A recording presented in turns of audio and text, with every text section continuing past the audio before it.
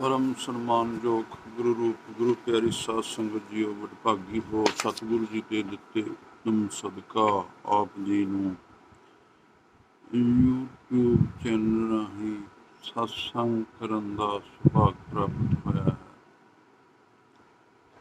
आप जी लड़ीवार श्री गुरु ग्रंथ साहिब जी की जपदी बाणी का विचार सरवण कर रहे हो।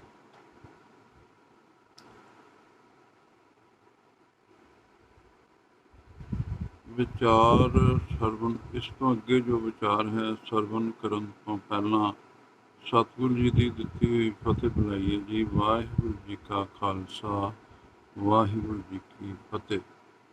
काव्य बनतर पुरातन समय तो ये आम रिवाज तुरया आ रहा है कि कोई लिखारी या कवि कोई काव्य रचना करन वेले सब तो पहला अपने इष्ट की पुष्टि करता है। इसनूं मंगलाचरण आखते हैं।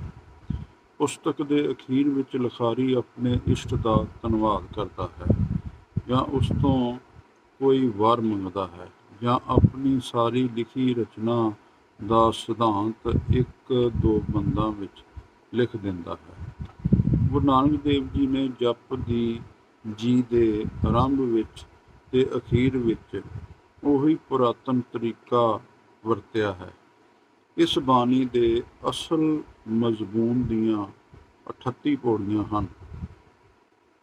पहली पौड़ी विच मनुखा जीवन के एक जरूरी पहलू बारे जो सवाल छेड़िया है कि जीव भी प्रभु नालों पई विच किवें दूर हो सकती है। उस दे कई अंग उपांग लैके इन्हां सारियां पौड़ियां विच खुली विचार कीती है। ये 38 पौड़ियां जप जी के मजमून का मुकम्मल आकार हैं, पर इन्हां तो छुट दो श्लोक भी हैं। एक आरंभ विच है अते एक अखीर विच।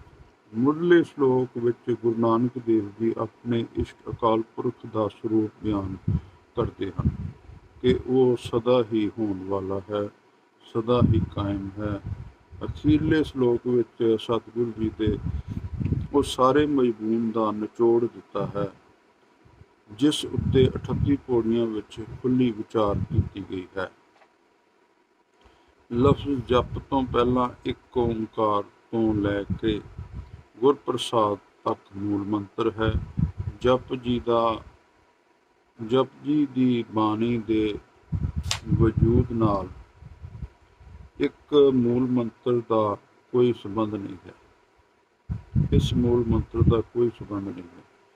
ये तो गुरु ग्रंथ साहिब के आरंभ विच उसे तरह लिखा गया है जिवें हरेक राग के शुरू विच दर्ज किया जाता है। प्रश्न जप जी किवें लिखी गई सी।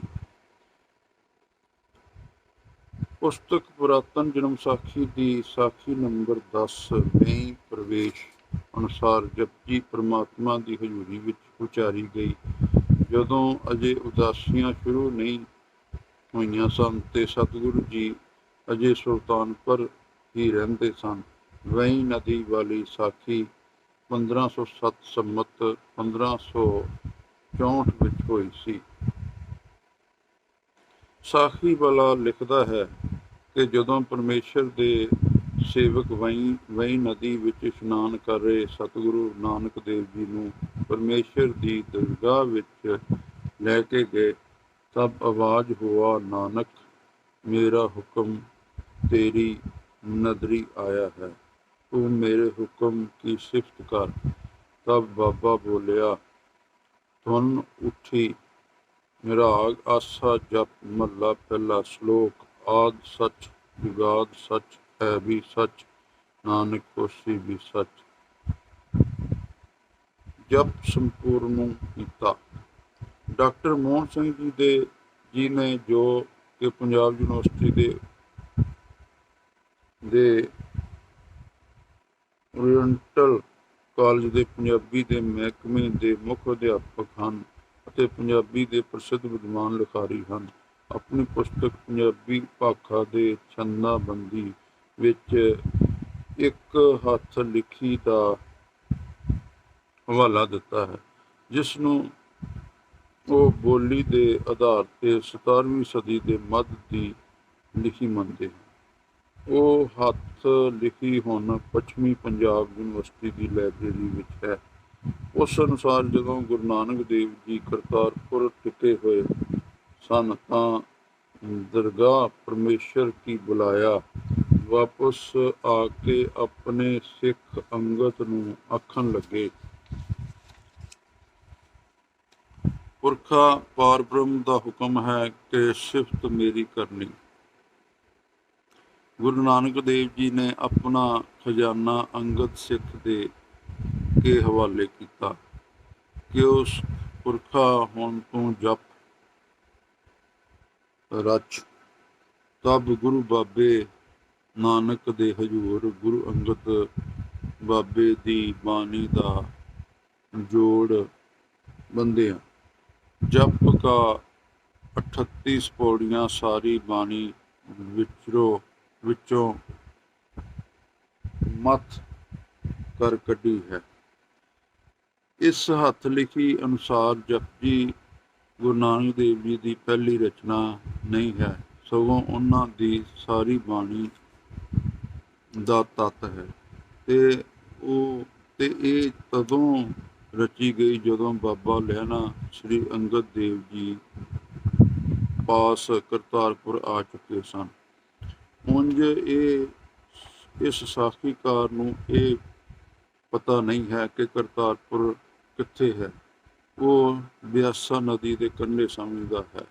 ਲਿਖਦਾ ਹੈ, ਤਬ ਬਿਆਸ ਨਦੀ ਕੇ ਕਿਨਾਰੇ ਕਰਤਾਰਪੁਰ ਇਹ ਉਪਦੇਸ਼ ਗੁਰੂ ਬਾਬੇ ਅੰਗਦ ਸਿੱਖ ਕੇ ਤਾਈਂ ਕਿਹਾ।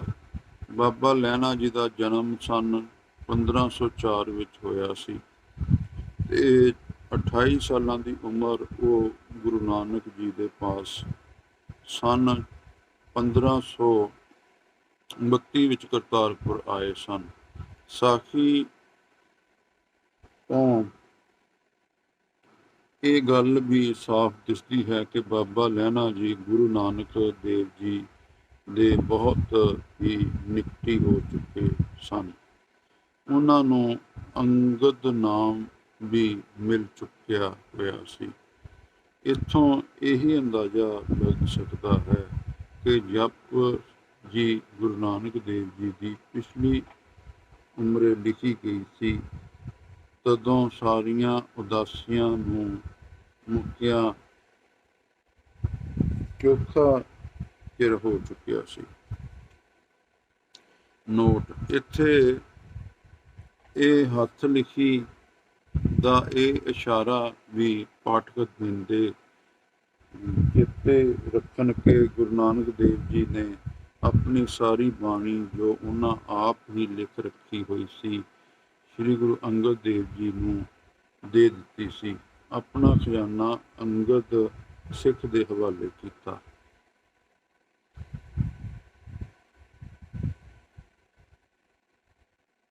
ਵਾਹਿਗੁਰੂ ਜੀ ਕਾ ਖਾਲਸਾ, ਵਾਹਿਗੁਰੂ ਜੀ ਕੀ ਫਤਿਹ। ਹੋਈਆਂ ਭੁੱਲਾਂ ਚੁੱਕਾਂ ਦੀ ਖਿਮਾ ਕਰਿਓ। ਫਤਿਹ ਬੁਲਾਓ। ਵਾਹਿਗੁਰੂ ਜੀ ਕਾ ਖਾਲਸਾ, ਵਾਹਿਗੁਰੂ ਜੀ ਕੀ ਫਤਿਹ।